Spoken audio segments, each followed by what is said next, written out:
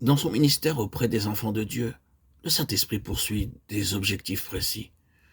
L'un des principaux d'entre eux consiste à les conduire à cette position en Christ, qui n'est plus une simple théorie, mais une connaissance expérimentale de sa vie de résurrection.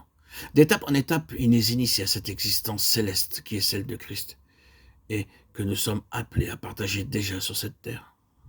En effet, les conditions qui prévalent actuellement au sein du peuple de Dieu se signalent par un détachement de plus en plus marqué à l'égard des éléments extérieurs de la piété, qu'il s'agisse des hommes, des mouvements religieux ou d'une manière générale des facteurs visibles et tangibles de la vie chrétienne. Cette évolution a pour objectif un attachement absolu au Seigneur Jésus lui-même. L'Antéchrist va bientôt paraître, il se manifestera vraisemblablement sous le couvert d'un soi-disant christianisme mondial qui se donnera comme le représentant du progrès et prétendra travailler au relèvement social et moral de l'humanité. Des foules seront entraînées après lui, et ceux qui voudront rester en dehors d'un tel mouvement seront montrés du doigt et frappés d'ostracisme. C'est en vue de ce moment-là que tu prends ces dispositions en cherchant à donner au Seigneur Jésus, dans la vie de ses enfants, non plus la première place ou la plus grande place, comme c'était peut-être le cas jusqu'ici, mais toute la place, de façon à rendre leur vie absolument solidaire de la sienne. Ils sont nombreux, hélas, ceux qui trouvent leur vie dans le travail, dans les œuvres, dans les mouvements religieux, dans les églises ou les sociétés, dans les entreprises d'une sorte ou d'une autre, dans le voisinage de certaines personnalités, ou dans l'intérêt que leur procure un enseignement particulier. Il leur faut l'émulation d'un programme, de quelque chose qui marche, d'une organisation qui leur fait une place dans son sein. Or, l'enseignement même évangélique suivi pour lui-même peut finir par décontenancer, nous laisser dans une impasse et se révéler incapable d'alimenter la vie. Le travail, il peut mener à l'épuisement et à d'amères désillusions. Les mouvements religieux, ils peuvent, même les plus spirituels, sous l'empreinte simplement humaine de ceux qui les dirigent, perdre leur puissance et devenir des terrains de discorde. Quant aux éléments concrets de la vie chrétienne, ils sont tous condamnés à décevoir l'un après l'autre. Le Seigneur seul demeure et ne déçoit jamais. Malheureusement, l'attachement qu'on a pour lui est souvent affaire d'occasion et reste à la merci des circonstances qui l'ont inspiré.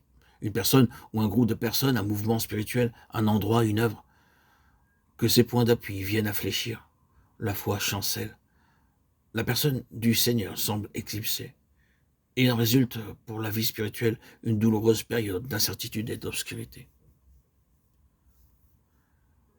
Ce que nous devons apprendre avant tout et à tout prix, c'est d'avoir en toute chose partie liée avec le Seigneur et de nous faire une bonne foi à la réalité de ce qu'il est et à la plénitude que nous avons en lui.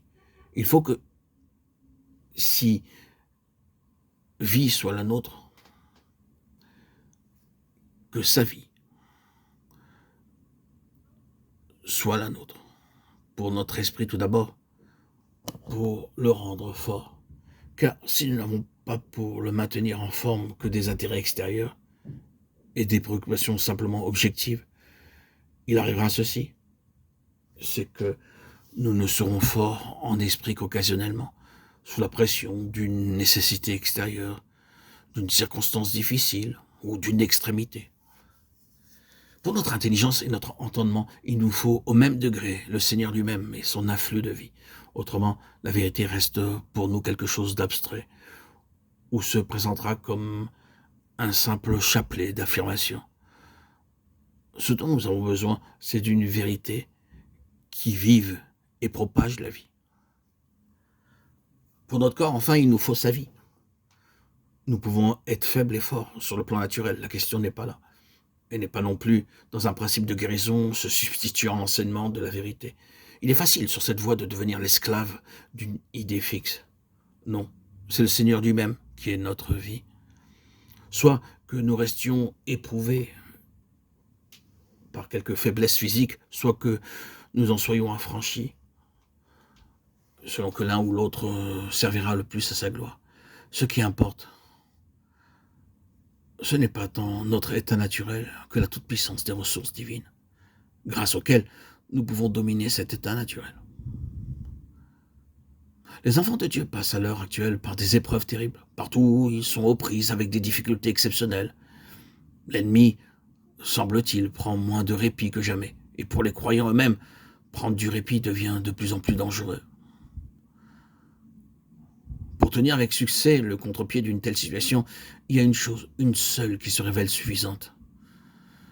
C'est cette connaissance personnelle dans notre vie de tous les jours d'un Seigneur qui est tellement le centre, la raison d'être, le but et le moyen, le commencement et la fin de tout, que nous pouvons dire en toute vérité que notre vie, c'est lui.